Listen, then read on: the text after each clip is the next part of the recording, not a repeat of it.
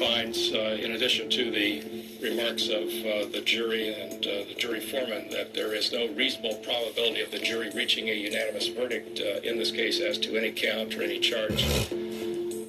Therefore, I find that the jury is hopelessly deadlocked, and the court declares a mistrial in this matter. Wow. The end of the first trial. The second trial you didn't see. They banned the cameras and they banned a bunch of evidence as well, which was problematic for another reason. I want to go through the timeline of the entire case to get a better understanding here. It was August of 1989 when the murders actually took place. Jose and Kitty Menendez were shot and killed. March of 1990, 21-year-old Lyle was arrested. 18-year-old Eric turns himself in. 1993, July, that's when that first trial began. January 1994, deadlock. Long trial, folks. Long trials, California. October 1995, the retrial began, and then into March of 96, Eric and Lyle were convicted of first-degree murder. July of 1996, they were sentenced to life in prison without the possibility of parole. And here we are now with the district attorney requesting and petitioning the court for Eric and Lyle to be resentenced so they can be eventually released. Which brings me to my next question, which is, why now? What is it? Why right now is all of this happening? Still with me, Josh Ritter and Hazel Thornton.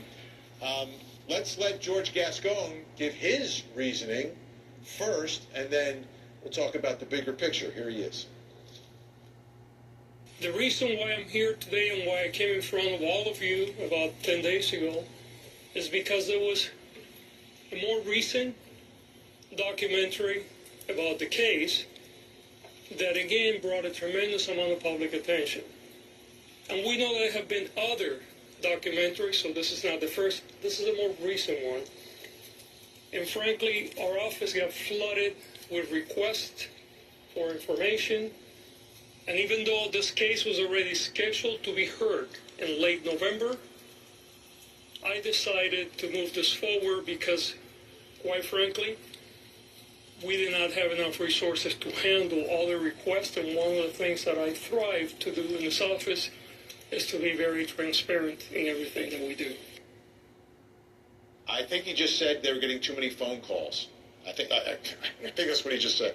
Hazel, let me ask you, because you've been so transparent and involved with this, and people, when they're talking about this story, everyone wants to talk to you, like I want to talk to you, right?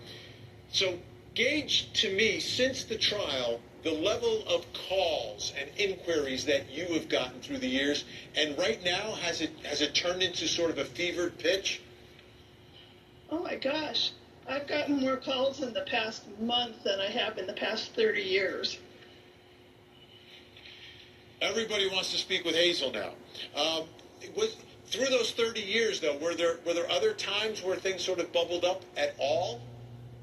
Occasionally, like every 5 years, there'll be the 25th anniversary of the murder verdicts, and somebody will want an interview, but not like this. This is crazy. It's just crazy. All right, Josh, you're in L.A. There's more to the story, right? This is a prosecutor, a DA who's running for re-election. He's 24 points behind in the polls.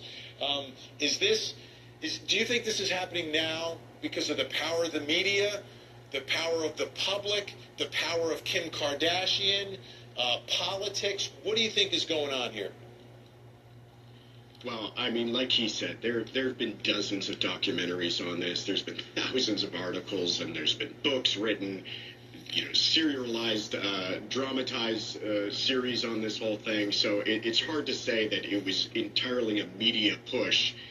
I will say the habeas on this case, which kind of brought this new evidence to light, was filed in May of last year, so we're over a year and a half since that time.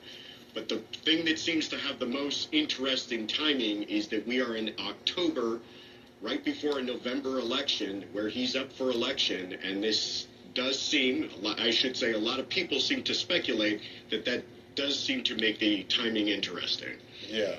Hazel, did you ever think this moment